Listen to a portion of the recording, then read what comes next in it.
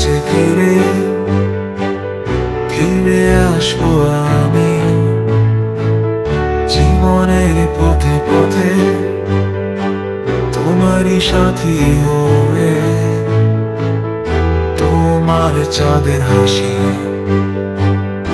আমার জীবনের তাজ, তোমার ভালোবাসা পাই স্বর্গীয় সাজ। বিকেল বেলায় সূর্যের আলো তোমার চোখে দেখেছি স্বপ্নের মধুর ফল।